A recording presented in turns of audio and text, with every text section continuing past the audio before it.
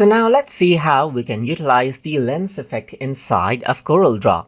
So in order to do that, I'm going to go around onto the file menu, and then I'm going to go around and place a picture. So I'm just going to go around onto import right here just like this, and then import out a picture right here just like this. So now what I'm going to do is I'm going to go ahead and then bring in a shape. Let's say, for example, I'm going to go around and bring in, let's say, an elliptical tool right here. And let me just go ahead and color this out as well. So let's say what I want to do is I want to go ahead and change this particular shape right here into a lens. So in order to do that, you need to go around onto Windows right here. Then you need to go around onto Dockers, and then you need to go around under Effects and then choose Lens right here. So once you go ahead and do that, right now, no lens effect is actually selected right now. But you can go ahead and choose Brighten, and then you get the Brighten lens effect applied onto this particular shape, as you can see right here.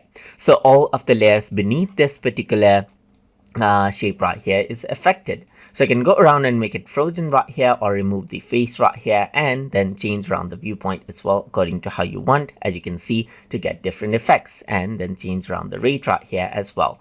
So apart from Brighten, you can see that you can go for color add, as you can see right here, so that it's more like this, as you can see right here. So it takes the color as a reference right here.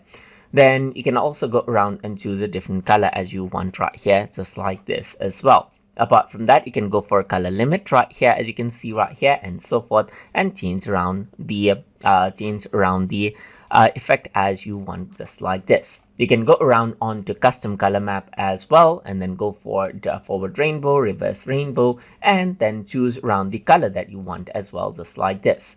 Apart from that, you got the fish eye type of a lens, as you can see right here. You can change around the rate right here, as you can see right here, and change around the viewpoint as well, and that is what you have. Apart from that, you got the heat map effect, as you can see right here. So you can go around onto heat map effect right here, and then you can play around with the settings right here.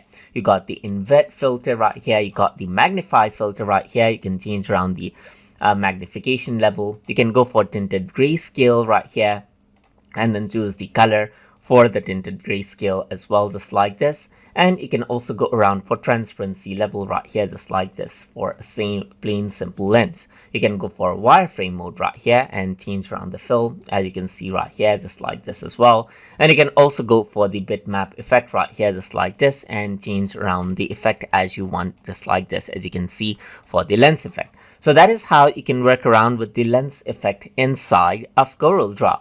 So I hope you guys learned something as always. And as always, please like, comment, share, and subscribe.